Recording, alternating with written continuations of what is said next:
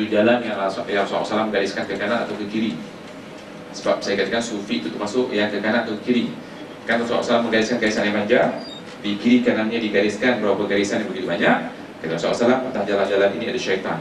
Jadi sufi mengikut jalan-jalan syaitan yang kanan kiri. Kalau dia tak tobat, subhanallah, syaitan akan bawa mereka ke neraka Jahannam, na'udzubillah.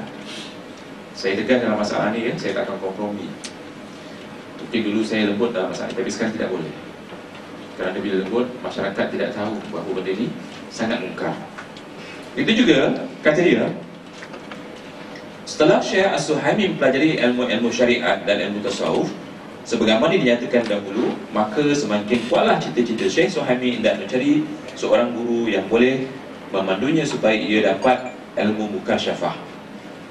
Di dalam pengembaraannya di negeri Syria, Mesir, Baghdad, Istanbul dan lain-lainnya lagi, entah betul atau tidak, Allah A'lam, maka Syekh As-Suhaimi belum lagi berjumpa dengan seorang guru yang boleh memandunya supaya ia mendapat ilmu mukasyafah.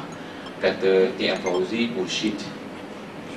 Mursyid dia katakan orang yang belajar fiqh tapi tak belajar tasawuf, tadi zindiq. Man tafaqaha wa lam yatasawwafa faqad tazandaqa. Itu kata T.M. Fauzi. Tapi kata Imam Syafi'i terbalik. Man tasawwafa faqad tazandaqa. Siapa belajar tasawuf dia sudah zindiq. Apa itu zindiq? Zindiq tak ada agama. Sampai seperti tak ada agama. Tak ada agama ke mana? Subhanallah.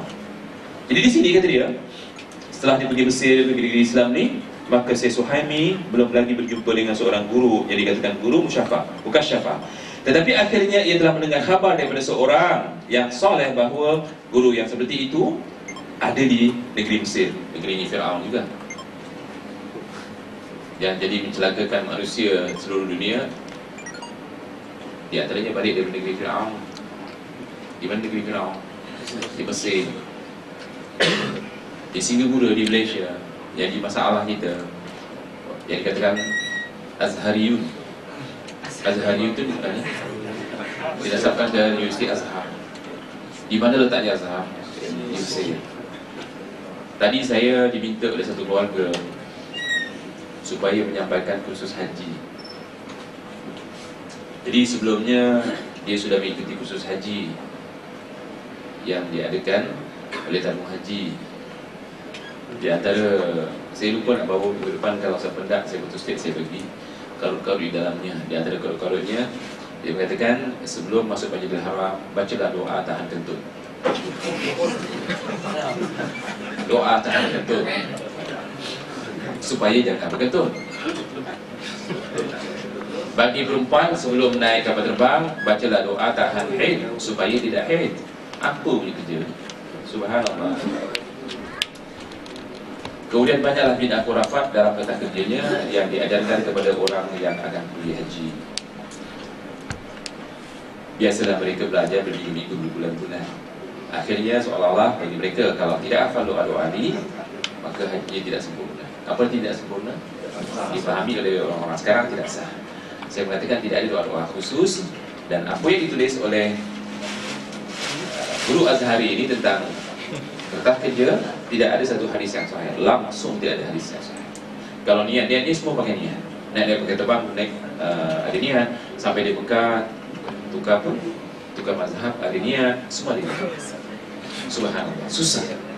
Jadi orang tua ni bingung, macam mana saya nak pergi Mekah ni, yang saya tidak boleh hafal ni semua.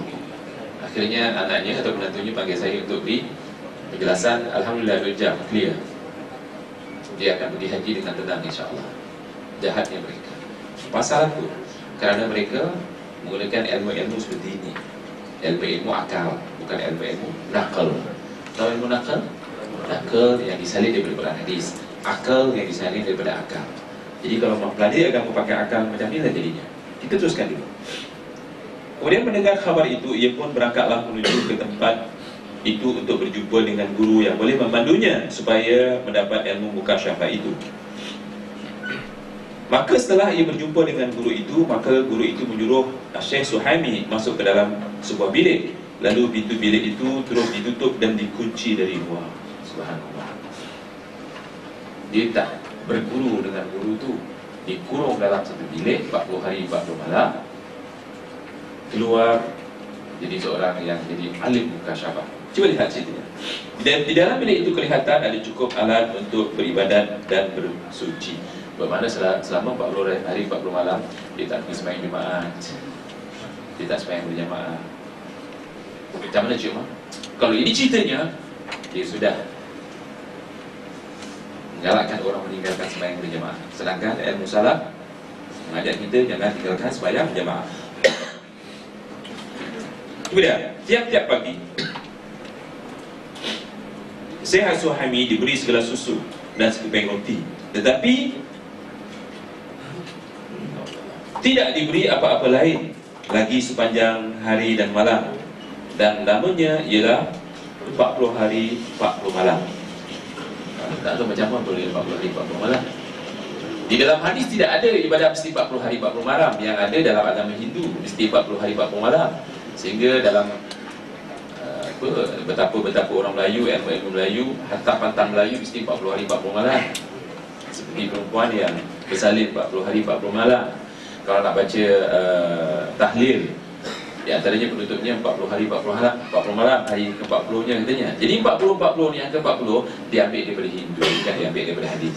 Memang ada hadis 40 Fathul Arba'in, bukan sepenuhnya kerana Hindu dan sebagainya, itu kebetulan. Tetapi setelah habis masa yang tersebut, tiba-tiba didapati roti itu masih ada 40 keping. Membahasa betul ya.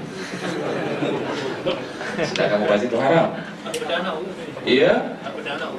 Tak tahulah, dia tak makan roti. Iaitu Syekh Suhaimi hanya minum susu sahaja sebanyak 40 gelas sebanyak 40 hari dan 40 malam itu. Sedangkan roti-roti itu tidak dimakan olehnya barang sedikit pun. Maka kejadian yang tersebut itu menunjukkan bahawa Syekh As-Suhaimi mungkin berpuasa selama 40 hari dan ia berbuka hanya dengan segelas susu sahaja tiap-tiap hari daripada 40 hari. Puasanya